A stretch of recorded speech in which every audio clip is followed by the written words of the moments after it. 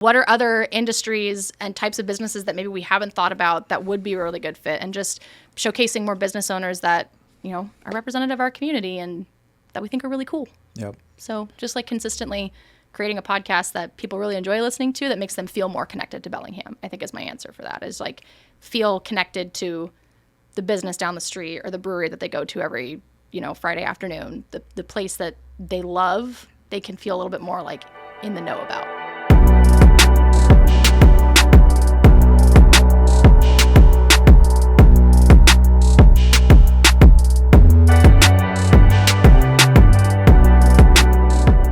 All right, so we just came through a time warp. Yeah.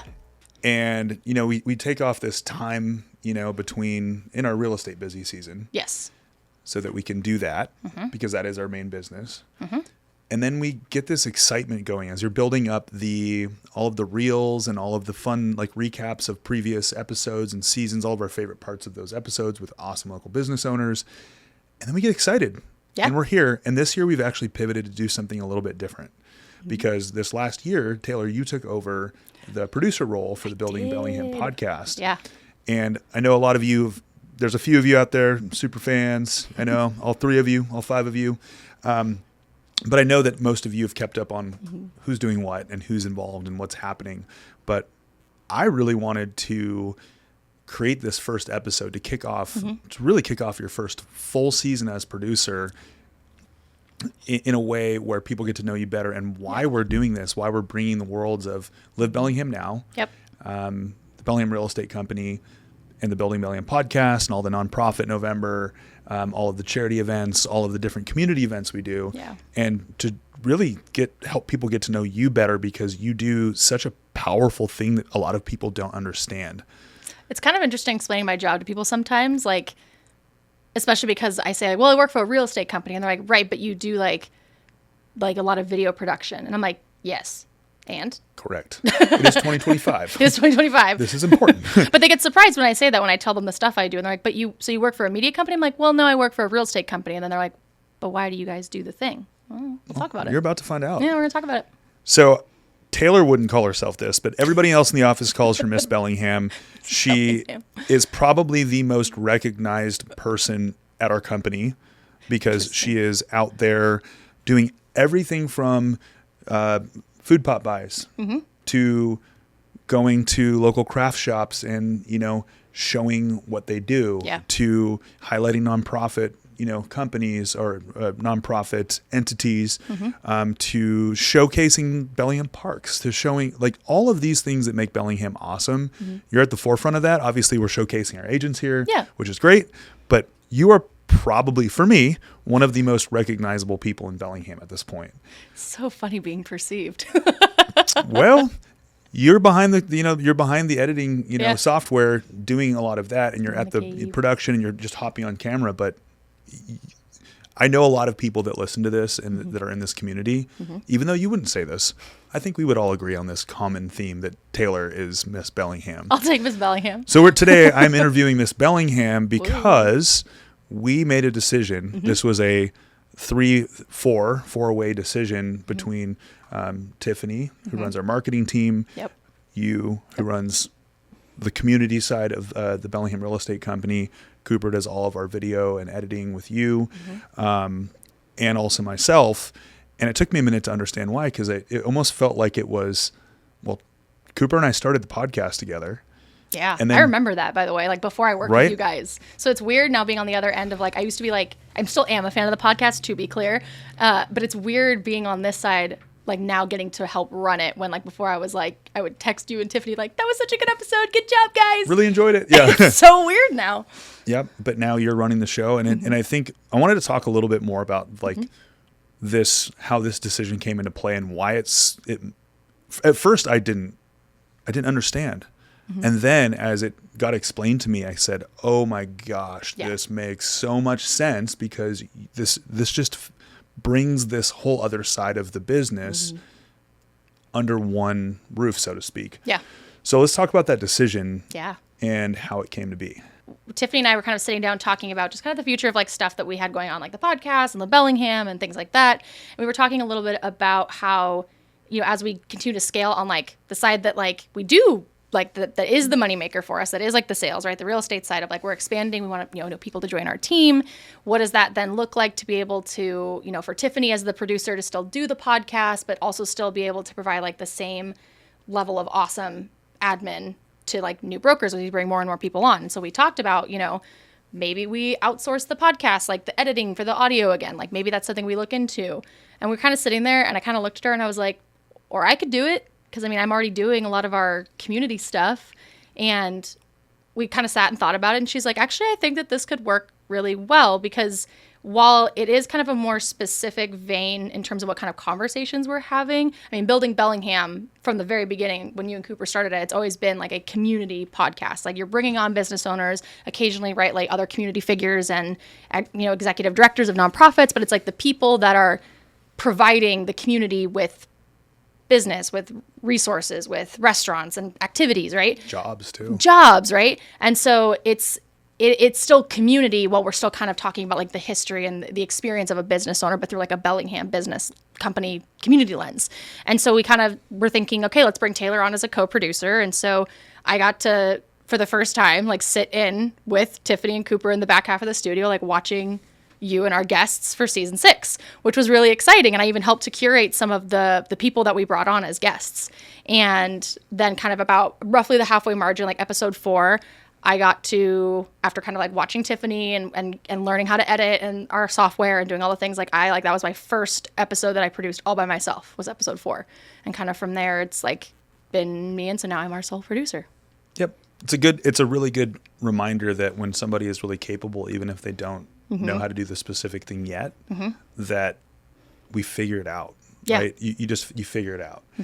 And you've done an amazing job doing that. And also just kind of going back to these different nodes of this company and why this podcast exists, why Live Bellingham now exists. Not to give real estate a plug at all in this sense, but so much of like how when I've purchased a home or others have purchased a home, so much of that decision was weighted on what's the location, right? And what are the amenities in that location? What are what parks? What are the schools? What are can I walk to a coffee shop? Everybody has a different set of criteria that's really important, but sometimes it's hard just by looking at the home for sale, if you're not from the area especially, to go, oh, this house has all this value because it's near all these things. Yeah. And it's all the things we love to do or our lifestyle. So maybe go into a little bit for the listeners, a little bit more when we started out to create these kind of separate nodes of the company. And we had a lot of people tell us that's just arts and crafts and that's just a lot of like fluff. And how is that helping you to sell houses? How does that help you sell houses? And what we really came to the conclusion on was that it helps us connect with people, humans, right? 100%. It helps us show other humans what we love about where we live, and lots of things that people probably didn't know about the history of Bellingham or the parks or what's coming down the pike, like with development and the evolution of Bellingham, and the people behind small businesses. So tell me about a little bit more about why we set these nodes separately, but with the common goal to like bring them all into one place so that, right. Yeah. Ooh, okay. I think it's so interesting because I think that in order to be able to do that job, I feel like, at least for me and like what I've noticed with our brokers, like it's really important to know the area in which you're working, right? Like, yes, like obviously like you're going to know all the specs about the house, right, that you're listing this week. But like also you're going to know like, hey, like here's what's happening in the community. Here's an event that's been going on for like 2 to 3 decades that you can easily access every summer. Here's a local business that's just a few blocks down from your door. I think there's a lot of value in not just knowing about the properties that we help people buy and sell, but also the area that property resides in, and like knowing the community and knowing all of the reasons that make it so amazing. And so I think for us, it was kind of 2 parts, right? Where it's like part 1, and I've kind of said this before, of like, we want to be able to speak to where we live. Like, we don't just work in Whatcom County. We all live in Whatcom County, have gone to school here, have homes here, our families. Some of us have kids that go to school in this area. So I feel like, at least for our group, right? I can speak to like personal experience of knowing these people, like we're invested in the community that we live in, right? We don't just care about our jobs and like what we're doing, but we care about Bellingham and we care about the businesses in the area. And kind of part 2 of that is like almost like the more like selfish part of like is just really wanting to connect with some of our favorite places in town, being able to support the newest restaurant that just popped up or go to Downtown Sounds because it's one of the longest running free music events in the area. And it's just such a fun way to like get in to downtown and engage with the community, right? Getting to do things like that kind of obviously allow us to like to get out there and put our faces out there, show Bellingham like who our brokers are and their personalities and how awesome of people they are, but then also like being able to just kind of represent like, hey, this is where we live and why we love it. And I think that ultimately benefits us in the sense that like we're genuinely invested in our community, right? Like it's not just like I'm going to do this so it just makes us look good. I mean, like it totally is a fun project to do, but it's, for us, it's about genuinely connecting with the people in Bellingham and letting them know we're here as a resource and how can we also support you. Yeah. Well, that's perfectly led into my next question, which is around authenticity. And that's been something that's really important to us. It's a word that is it's almost too freely used. Like, I'm just being my authentic self. But what does it mean to be your authentic self? It's the vulnerability around your quirks, around what you like, what you don't like. Yeah. And one of the things that we've really leaned into, which is hard. It's hard to do because we have this, I think we have this urge as professionals to show our best selves. Yes. Right. And that's not, we call it the secretary. It's like, it's the best version. When you're dating, it's like the best version of you that's like, not farting and like, on a date or whatever the thing is. Like we're always trying to show we want to show ourselves in the best light as humans. Right. But there's something that's much more human about saying, yes, I'm a professional. However, pretty weird. And I'm just me. I'm totally just me. So how have you found that avenue where it's not like so quirky that it's unprofessional, but it's not too professional where it's like, it's not authentic? And I think you've done a really good job. How do I toe the line? Well, I think, let me think about this for a second. I think because at least like whenever I'm face to face with somebody and like kind of, especially in like a professional capacity, the biggest thing that I remember when I'm in those settings is like this person behind whatever their job role and profession is, like there's a human being behind there. It's not just like what they do for a living. And so I think showing people that there's more than just the real estate side of our team and like what we do. And like, obviously that's like a huge component as to why we do the thing, right? I mean, like at the end of the day, we are a real estate company, but showing everybody, yes, I help clients with their real estate needs. And also I really, really love this restaurant that just opened up, or I really am okay and comfortable, like being kind of goofy, silly with like my clients and my coworkers in a way that's like, how do I want to explain this? I'm like trying to think. It's hard because I feel like just for a lot of us, like we just are ourselves. Yep. And so I almost don't necessarily feel like I intentionally like say like, hey, just like take off the salesperson persona, like just be yourself. I feel like at least for us, it's a little easy. Like just like there's no process, there's no method. It's just like I'm showing who we are because we've created, and I would say you've created especially a culture here at our office where it's just like, I registered that like you're here to like reach your business goals and you have a mission to like help your clients and represent them really well. And also I want this to be a place where you feel good about coming to work every day.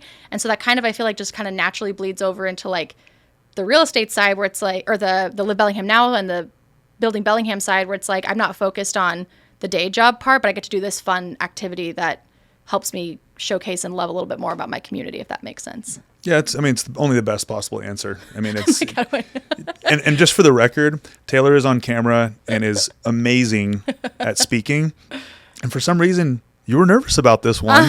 And let's talk a little bit about that because you're incredible on camera. Thanks. And I think everyone that listens to this will agree with it. Will agree with me. Mm-hmm. But yeah, this is a little bit different. You're stepping into something that you are very capable of, but you haven't done before. Yeah. One thing that I wanted to, just from the consumer side. Yeah. And one of the reasons that we created Building Bellingham was inspired by how I built this. That was a big thing that, Coop and I had listened to, and we just had gone down that rabbit hole and become really interested in it. But we also, not just with our brokers and our admin staff and our real estate side of our company, but we also recognize that if we're like this, and this is who we really are authentically, then that person who you think is this something that they aren't, whether it's good or bad, they're also human too, right? Yeah. We're all humans that know mostly what we're doing for the most part, but also are still figuring everything out as we go, and we're pivoting and we're making like mistakes, and we're like, most business owners are making a lot of mistakes, but hopefully nothing that's detrimental to like the people in their business and their clients and their consumers and their community. Tell me, as we pivot away from the real estate side of things, how did we focus that on helping people feel comfortable, like when they're sitting where you're sitting as a guest? People come in nervous, right? Yeah. And then they leave and they're like, that was really fun. Yeah. They're like, oh, that was a lot easier than I thought it was going to be. Right. Yeah. So from the producer's mindset, from the beginning of choosing the list of potential guests to reaching out, to scheduling, to then them coming here and being like, what am I getting into? To them leaving and going, that was awesome. You guys are fun. And I also felt like it was a good use of time. Yeah.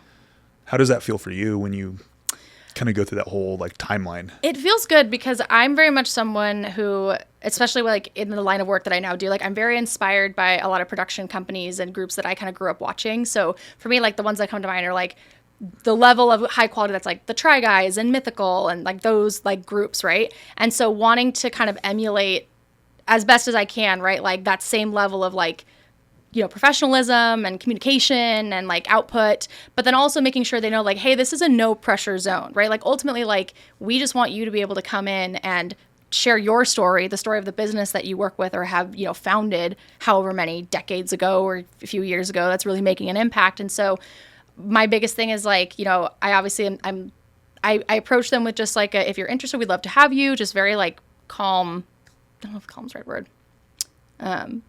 I'm just inviting them to come over and chat. Like they're just coming to chat with you and hang out for an hour and talk about why they love being a business owner, talking a little bit about some of the story behind what got them to the position that they're in. And then, right, they get to just essentially have just a calm conversation. The difference is that it's on camera, right? Like it's no different from just like chilling with somebody and getting to know a business owner. Like if you just bumped into them on the street, it's a little different from the sense of like, we're obviously in a studio, we're set up, we're recording, but they just get to sit and chat.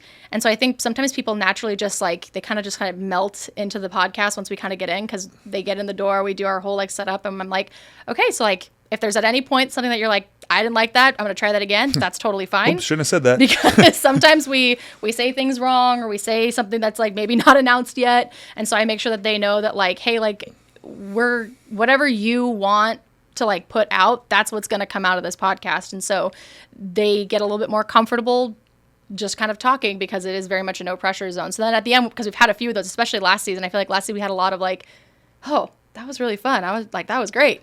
We were like, good, I'm glad, like you sounded awesome. Like you crushed it. And I don't know, for us, it feels nice to like give them a platform that allows them to kind of just like share their story, where they don't feel this high pressure to be 100% perfect. Like obviously Cooper and I go in and we edit the video and the audio, but I mean, it's not like it's this scripted show or skit. So it makes it art and fun. Yeah.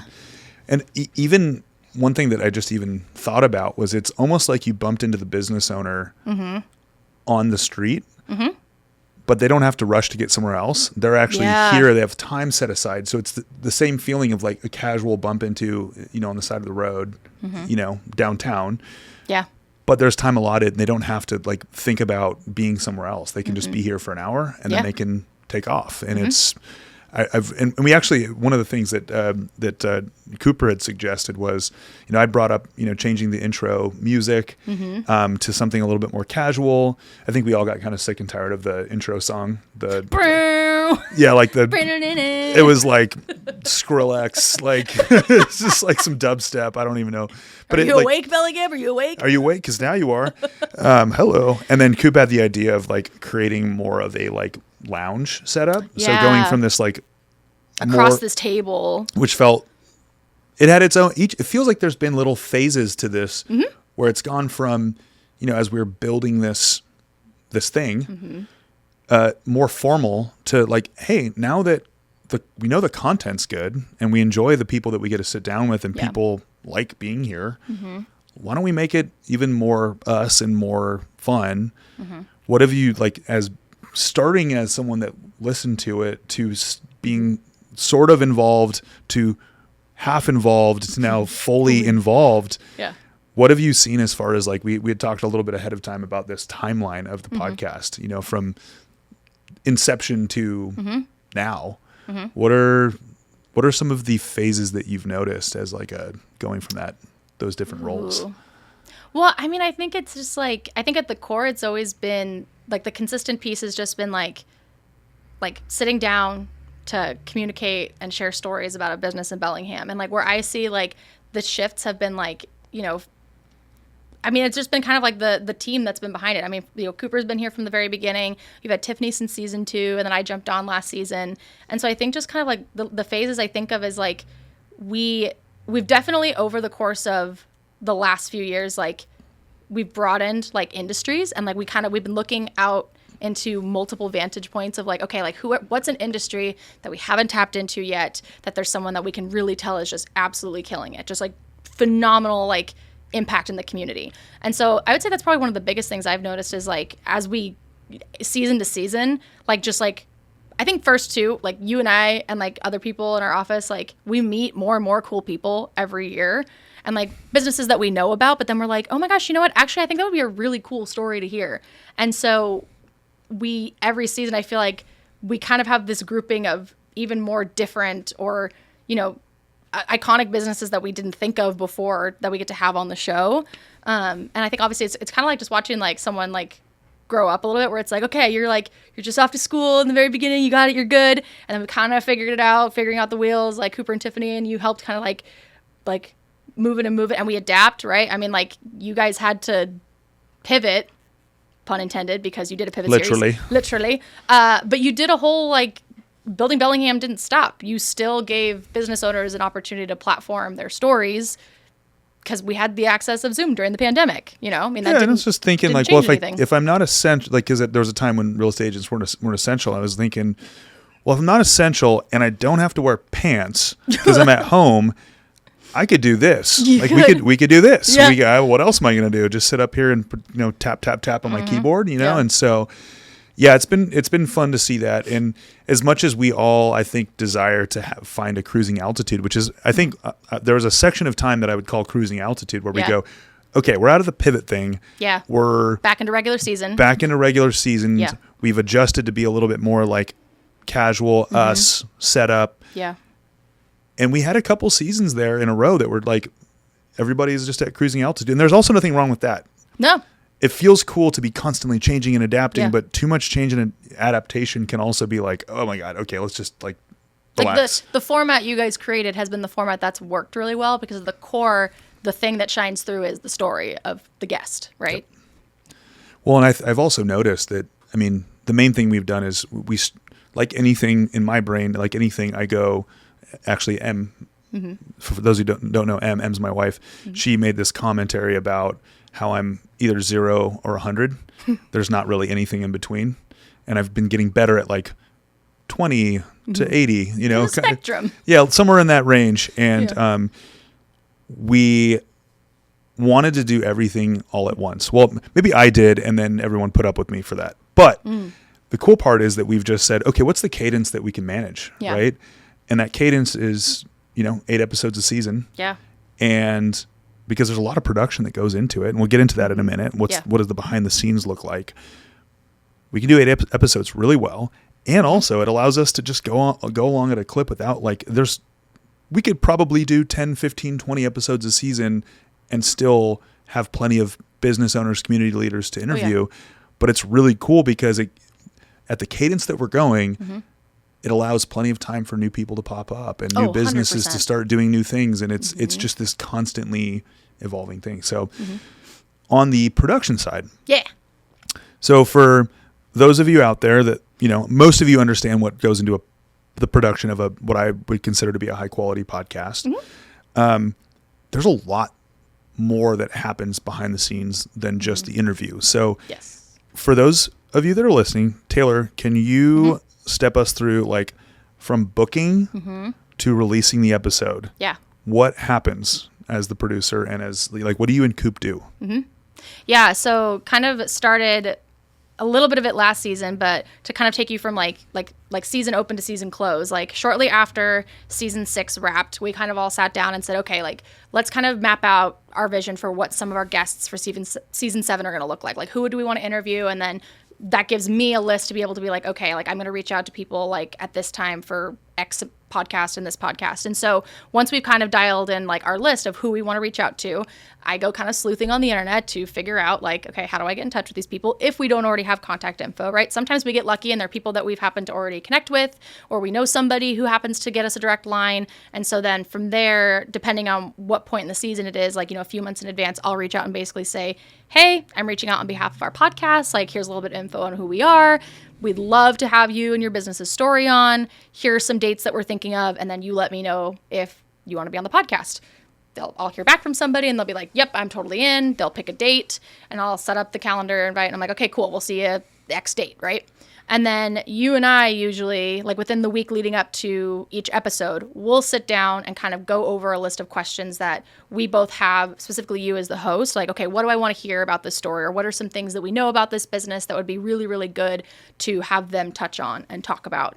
And so that means like doing a little bit of research and looking at their website and what we know about the business or what our maybe personal experience with the business have kind of inspired us to ask them about. So we curate that whole list of questions. They come into the studio. Cooper and I set it up within like an hour or so before. We've got like a nice little 3-camera setup. If you're watching on YouTube, you can see I got a camera, Leo has a camera, and then we got a double camera. And so we do both audio and video that we record. So we record the episode with the guest. We usually do like a little intro video. Usually we've done live streams, but this season we're going to switch it up to just like a short little reel that can just go out so that everybody can see it. And then we record. And then we say, hey, thanks. That was awesome. We'll send you all the pictures. And then we say, get out of here. You gotta go by. Yeah, get out of here. But I will say, too, it's been cool, like some of the guests that we've had, like kind of side tangent, the connections that we've kept with some of those people, like that, or who have said like, hey, how can we like support some of the things that you guys are doing, different partnerships that we've done with like really cool guests that like we didn't think would ever be a thing, right? Or, you know, sponsorships that they're like, hey, I'd love to sponsor this event that you guys do. Like Ram Construction, Mike didn't even blink when like the idea of potentially sponsoring our trivia event came up, because he just was like, I'm so on board with this fundraiser. This looks awesome. I'd love to contribute, which was a cool way of like, we never would have connected with him had it not been for the podcast, right? Right. So we do the podcast, and then on the back end, Cooper and I do our separate editing. So Cooper does all the videography editing, and then I do the audio edit that goes out on, you know, Apple Podcasts and Spotify and anywhere that people... Stitcher. Do people still listen to Napster? Is that a thing? I don't know. Do you know what Napster is? Are you kidding me? I'm older than you. Of course I know what Napster is. I wasn't sure. I forgot what it was. I know what LimeWire is. I know what Napster is. See, I was never a LimeWire kid. I had tapes. I had floppy disks. Did not have those. I had a brick phone. I did not have that. Do you feel younger than me now? I am. So for the audience at home... Did I just date myself? Leo, how old are you? 34. 34. I'm 27. Yeah, a lot happened in those years. Yeah. Yeah. But anyways.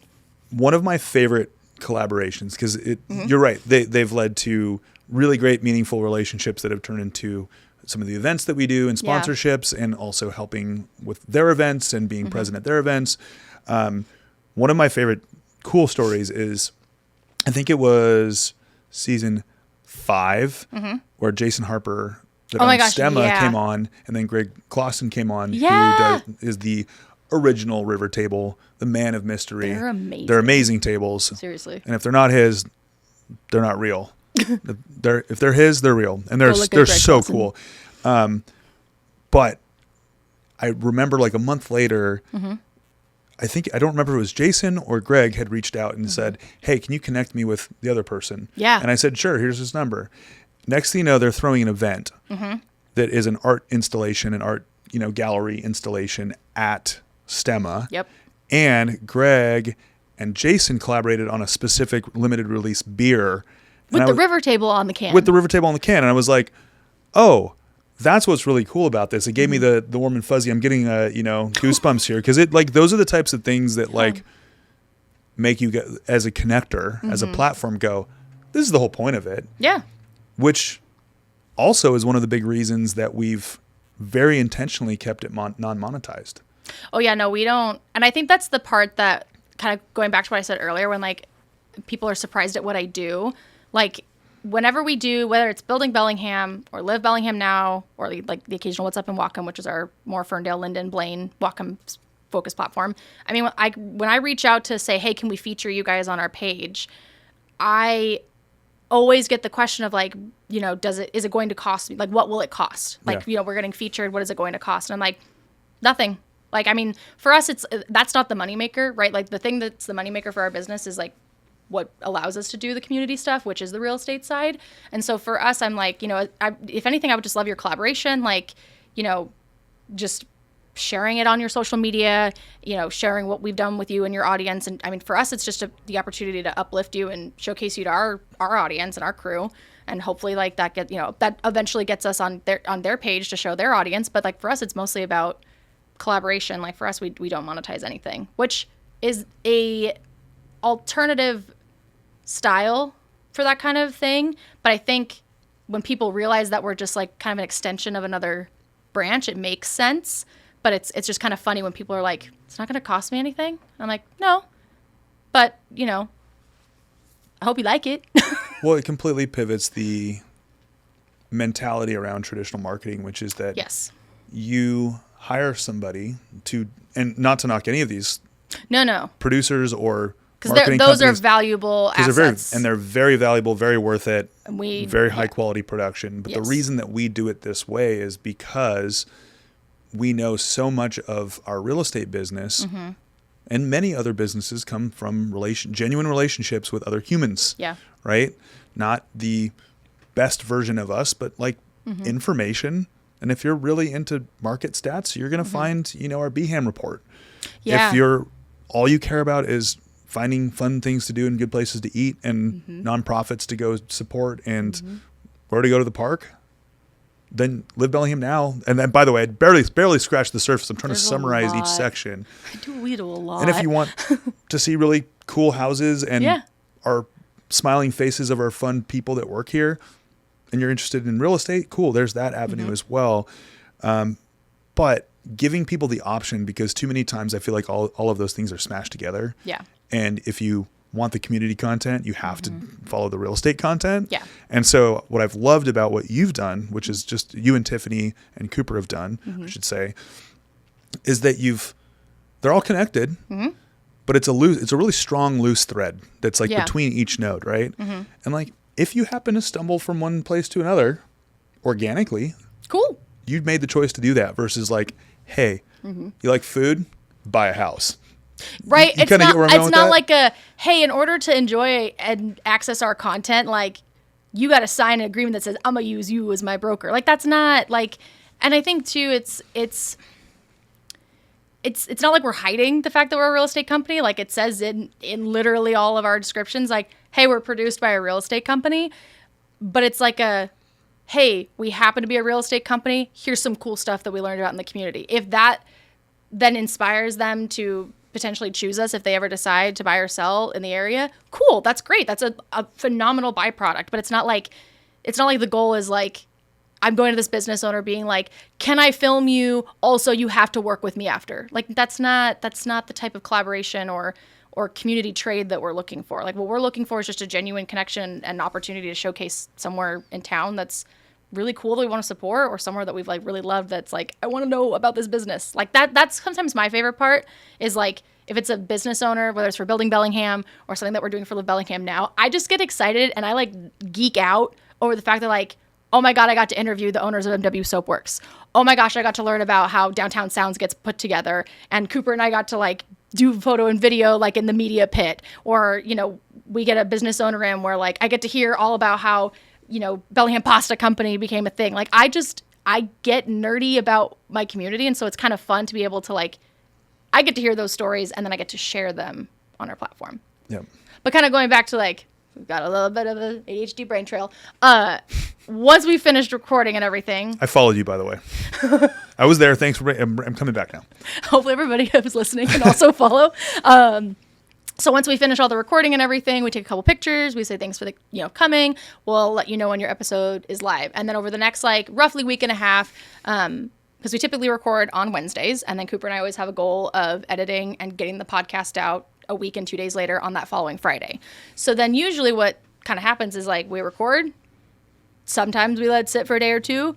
At least for me, sometimes I'm like, I got to get this out of my brain. Have a stiff drink. Well, take a break. Maybe. Then jump into it. Sometimes I will jump in on Friday because it just depends on the week and the day and the brain mood that I'm in. Because sometimes I'm like, I got to start this now. This was cool. I want in. Yeah. But then sometimes I'm like, all right, I'm going to hold off until maybe Monday or Tuesday. But then we do a whole rollout where it's here's the episode. And then we post about the guest, who they are, where they can find the podcast. And then we'll do some little follow-ups after that. And then we do it all again 7 more times. Yep. So there's traditional media, then there's the way that we're doing it, and then there's your job. And for those of you that are listening to this that don't already know this, Taylor, we like to shower her with lots of compliments because she's amazing and does amazing work. And I know she gets that from other business owners because she's constantly out interacting with people. But also this last year, you got nominated for the Top 7 Under 40 award through the Bellingham Chamber of Commerce and Welcome Young Professionals. So did Leo the year before, by the way. We're 2 top 7s. It's kind of cool. Well, it was a precursor to what we're all laughing anytime I get thrown on something, I'm like, yeah, but there's a more a person that is more qualified for this thing. So when you got nominated, that felt to me a big recognition for the fact of that your job, which is so unique. Which I'm going to ask you a tough question in a second. Oh, God. A direct question. Oh, God. And this is for people that just don't understand. Yeah. But I just wanted to give you that shout out that you did get recognized for this thing that you're doing, which is directly tied to your career, which is what you're doing. Yeah. And there's not a lot of people that this is their job. No. This is a very weird, I kind of do unique, a myriad of weird things that all overlap, but at the same time, it's I do all these things and people are like, how? And I'm like, I just do it. Yeah. Well, it's a good job for you. It is. I like it. So for those that don't understand, so you are a producer of the podcast, an editor. You run the Live Bellingham Now and What's Up and Walking platforms, which are all community-based, all local business and nonprofit and events and collaborations and all the things Bellingham, which has taken you and Coop to some of our brokers to some really cool places, like in the pit at the media pit at downtown, so cool. Downtown Sounds. A lot of video. A lot of video content. You're also on the real estate side doing walkthrough videos with agents. You're there's all these things. And for someone that doesn't understand how to market in 2025, what is the importance of your job? Ooh, that is a direct question. Well, okay. As someone who grew up kind of in the age of YouTube exploding, I have very vivid memories of YouTube creators kind of coming up on the rise, especially throughout middle and high school, which very much is what inspired me to end up doing what I'm doing today. I can pinpoint 2 moments where this one offshoot college student posted a video that she posted on YouTube that inspired me to do stuff, and then also kind of looping back to my nerddom, but the Try Guys, they're starting and how obviously theirs is, it's a little bit different because they're a full-on entertainment media company versus us who are we're marketing our business and who we are. But those were kind of, that experience of growing up in what I would say is the golden era of YouTube is kind of what made me see the value in video marketing, because it's grown a lot. It's exploded a lot. I think especially in the last 2 to 3 years, video has become the main thing. That is the thing that pulls people in and grabs attention. And that's what the scrolling loop is, right? And obviously healthy balance, right? Videos and all the things. But I think video is, because we have the ability to have these little supercomputers in our hand that can connect us to everybody everywhere, not just you know, the people we're not just connected to our direct circles anymore, and the people that we go to school and work and extracurriculars with. Like, it gives us the ability to stay in the know and connected to everyone. And that's not just like the people in our lives, but like businesses and nonprofits and what our, you know, local government and entities and parks departments, right, are doing, and we get to see that and have it shared. And obviously, like, watch out for that mic. This is so Taylor's got very, very explosive hands. I talk with my hands. Yeah. Maybe we should like hang it down from the ceiling. Honestly, probably. It's almost like a voice actor. But I think like video is an opportunity to kind of showcase, even with a little bit of editing, but like kind of some authentic portions of what we do professionally.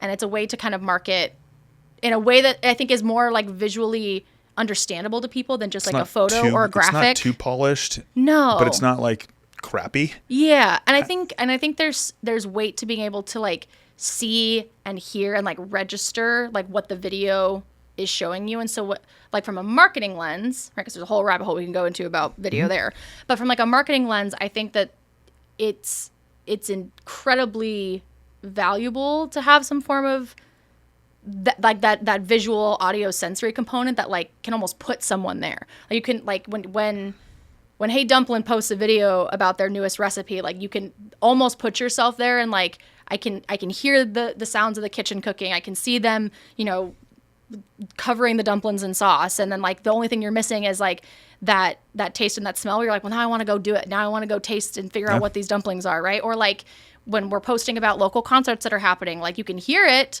and you can see it, but like you're like, okay, but now I want to go to this venue and feel what it's like to be at the concert. I want to feel the music. I want to have a hard time hearing after this. Well, yes. Yeah. Earplugs loops are great, by the way. Yep. But I think it's just a way to help people connect and kind of like want to know more. Mm-hmm. Long answer, short answer. No, that's a great answer. Also, it makes me really curious and you'll kind of be speaking for you and Tiffany and Cooper, our marketing department. But one of the most interesting things to me, as I am a consumer of content, I'm very curious. I watch stuff, whether I agree with it or not. I watch it because I'm just curious, like, what is this person doing? What's their intent? And then there's a lot that's out there that I just go, oh, like, yeah. And I'm not bashing on anybody, because everyone, it's like freedom of speech. People are like speaking whatever is important to them. Everybody has a platform, yeah. Everybody has a platform for that. But how do you do that in a way, like working with Cooper and Tiffany, how do you do that in a way where, you know, not everybody's going to like our content, which is fine. That's okay. You don't have to like it. Yeah. You don't have to like us. That's cool too. But how do you do it in a way where, and again, not to bash on people that do marketing for a living, where a lot of their clients get similar, like it's high quality, it's amazing, but then there's definitely like trademarked styles and. Oh yeah, I definitely have an editing style. You have an editing style. Yeah. Tiffany has an editing style. Cooper has an editing style. Yeah. Maybe we can have a battle of the styles. I think Cooper would win. But knowing that we're so inundated with content. Yeah. How, like, when you guys are creating content, so for Building Bellingham, for Live Bellingham, how do you create content where you think, we don't need everyone to like this. Yeah. It's not going to not going to be everyone's cup of tea. Yeah. But the people that like it are going to really like it because of X, Y, and Z. Like, what are those elements that you think about?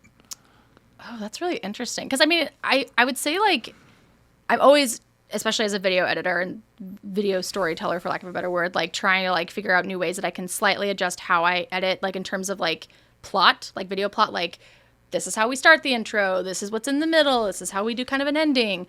I don't know. I think I just focus on, like, what's the overall, and this sounds so silly, but like, what is the vibe of this business? Like, what is the, like, if I was looking at it through this business owner's lens, obviously I can't fully put myself in their shoes. But I can, like, if I'm a fan of a business, right, I can kind of see like, okay, like what is kind of like the experience and the vibe that I feel like when I'm here, I'm experiencing this, and like, how do I want to translate that through video, whether that's through, you know, certain color choices for the font, if I'm matching it to the brand, and like, you know, just kind of the music. I mean, I definitely, like, I tailor everything a little bit to like just kind Taylor.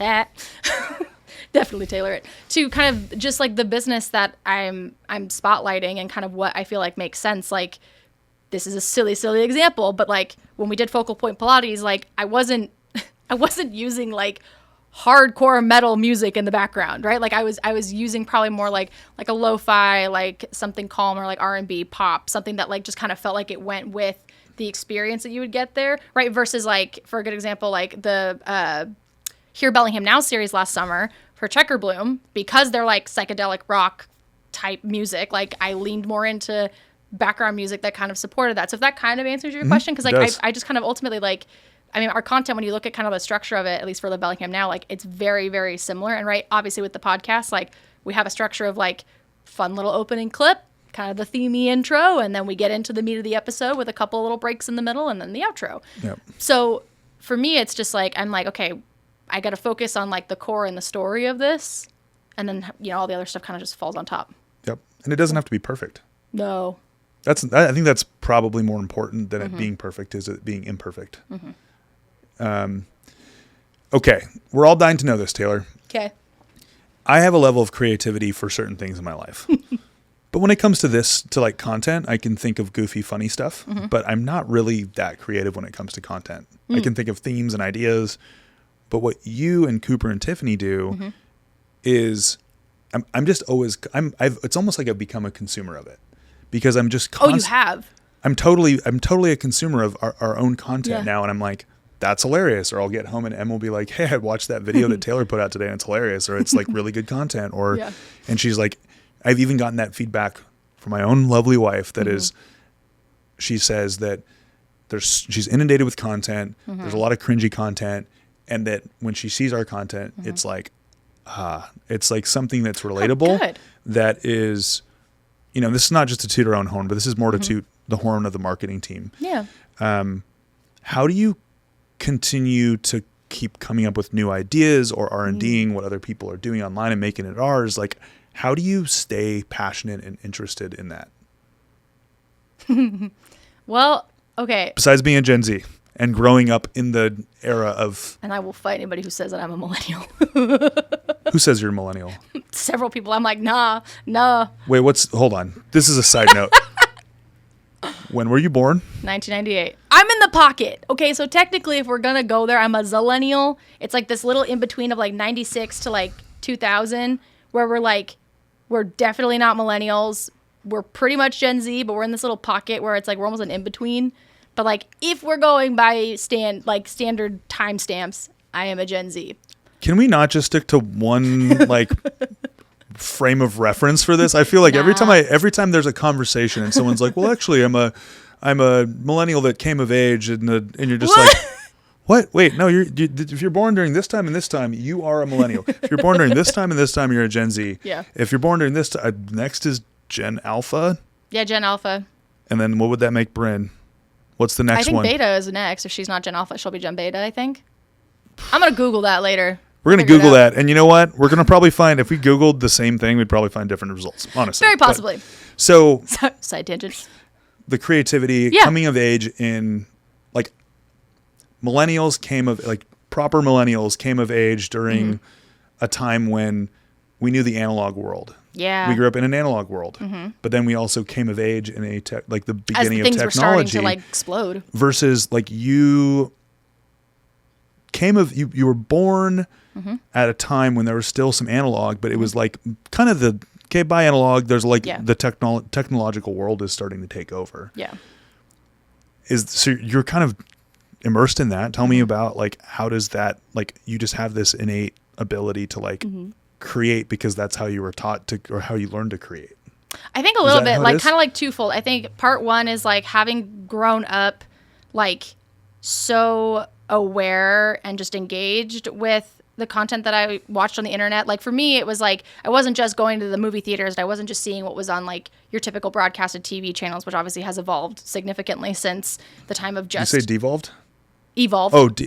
I'm joking. Well, either direction. But I mean, from like the standpoint of like, I mean, a lot of the content that I do consume now is, you know, it's not necessarily Netflix or Disney Plus. Like it's certain production companies that's got their start online, right? Like it's Dropout, it's Try Guys, it's mythical, Good Mythical Morning, right?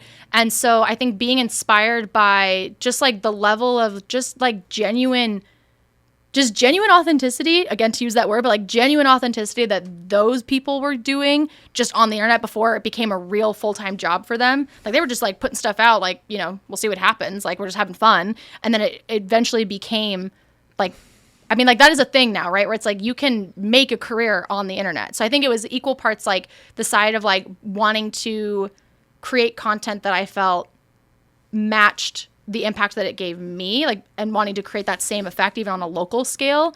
And then kind of second part, like, I don't know, I'm a visual person, and I have always loved like the aspect of storytelling. And somehow I just like really figured out that I liked video editing, which like I probably could take a few more courses on in terms of like the more technical side, because like I taught myself how to video edit at like 19 with Windows Movie Maker. Like I did it to document a year that I spent as president of a junior sorority. And so I was like, well, I'm going to vlog because like I grew up watching people daily vlog on YouTube, right? And obviously I wasn't doing like daily vlogs, but like I would put out a vlog like every other week or whatever, depending on like what I had going on, which like just kind of slowly snowballed into like, okay, like let me try doing things from like this vantage point. And like when I jumped on with you guys, then I really got into video editing and like started doing local business highlights and stuff. And so I think for me it was like really enjoying getting to storytell through video and like feeling like, oh, like I really enjoy this is fun. And so then pairing that with like getting to know my hometown for a living, which is what I like to joke about. Like my joke / it's actually real is like I get to know my hometown for a living. Like that's what I do every day. So that's what you say when someone that like says, hey, so what do you do? I see you online. I see you doing these things. I see you eating food. I see you like dancing at Downtown Sounds. But what do you do? I get to know Bellingham for a living, which is cool because as someone who like, I am a transplant. I'm very sorry. I was not born and raised here, but I have been here since I was 13. And there were like a few local things that I did kind of growing up, but just due to like other like extracurriculars and stuff, like I wasn't going out and like, the first time I went to Downtown Sounds, I've been in Bellingham since 2011. The first time I went to Downtown Sounds was the year that Cooper and I went to shoot the mini documentary. Like, that's crazy. Like, and it's been around. It's not a secret. But, like, somehow, some way, I was just, like, in my own little bubble and, like, doing stuff. And now it's one of my favorite things that I get to go to, right? And so I think I've decided to make Bellingham, like, my forever home. And so I really want to, like, get to know more about everybody and everything here. And so that seems to just translate really well into like my job because I get to do fun stuff. I do joke that I'm the personality hire, but like it ain't me. But like in the sense like I'm still like, you know, I like to joke like I curate team bonding, right? When we sit down and say, okay guys, there's this new restaurant coming up, you know, what 3 brokers want to come with me? Like obviously it's an opportunity for us to platform this business, but then it's also like kind of just like fun, like we're taking a step back, we're not stressing about work, and yes, we're about to talk on camera about what we got and what we thought for our food, but we're also like hanging out and enjoying each other's company. And so I don't know, I just like getting to like curate like fun but still like impactful fun, if that makes sense. Long answer, short it does answer. make sense. Well, we're 2 long-winded people, so that's just gonna happen, and it's a podcast, so we can do whatever we want. What's our time right now? Ah! Oh God. We have 5 minutes. Yeah, that's I have one more crazy. question for you. Okay. And it will probably take you 5 minutes. No, I'm just kidding. We'll find out. Just giving you a hard time. Yeah. Okay, so looking forward, right? Because you've been like slowly immersing yourself into it, and now all of a sudden you're like, oh, I'm at the helm. I'm running this thing. Yeah.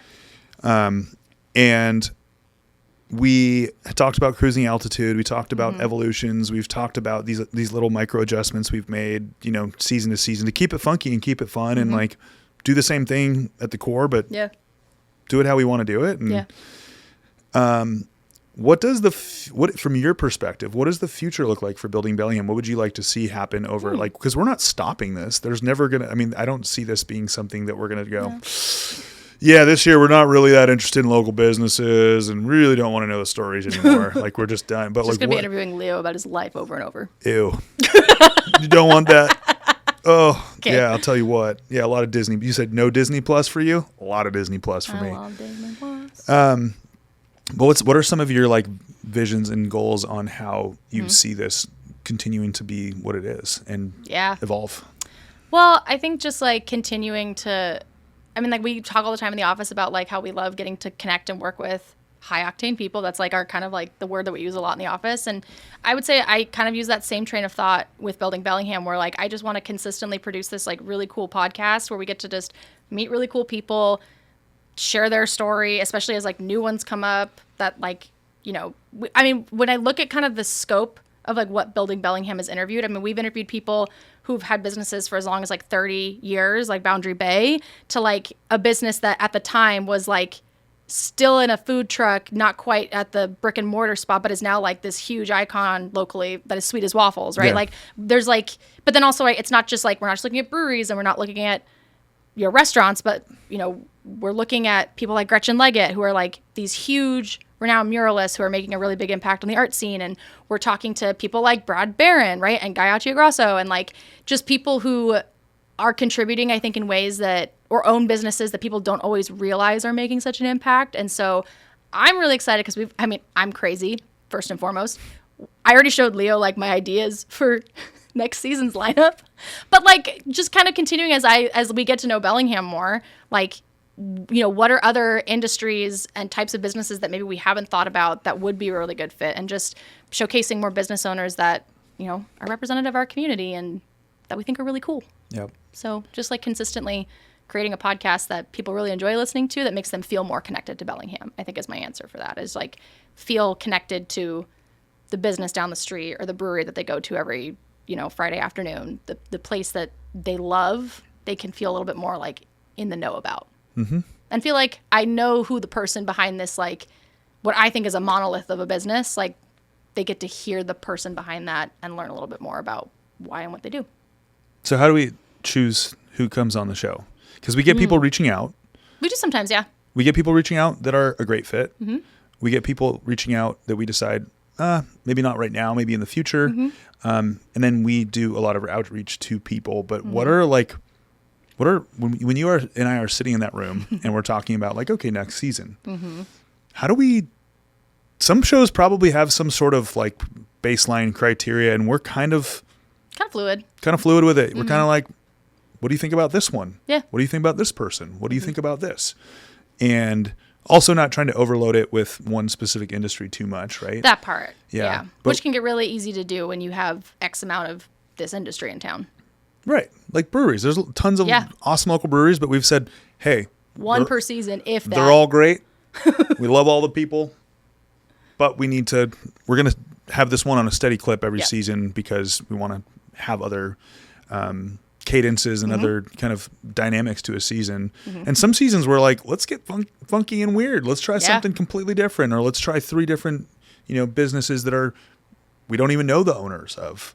Oh yeah. You know, it's kind of a mystery. We go into it and we're like, well, this is what we've researched and we have like kind of no information. So we'll find out what happens. Giddy up. Here we go. Yeah. I think kind of a little bit what you were saying, right? Where it's like, okay, like try not to have too much overlap in terms of industry, because again, we want to be able to save like for those repeats that we have, right? Whether that's like some sort of food production or brewery or, you know, something to that effect, just being able to save those stories to spread out over the course of time. But I think also it's looking at like, what are businesses that we perceive to be like iconic Bellingham? Like when I think Bellingham, this is what comes to mind.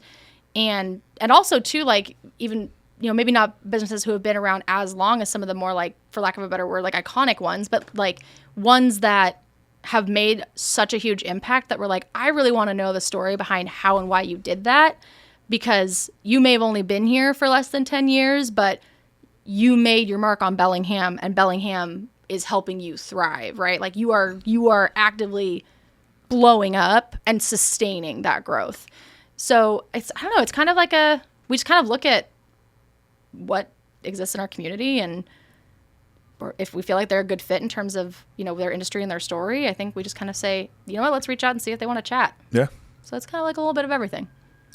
So as head honcho, boss lady, Miss Bellingham, again, I'm bringing that back.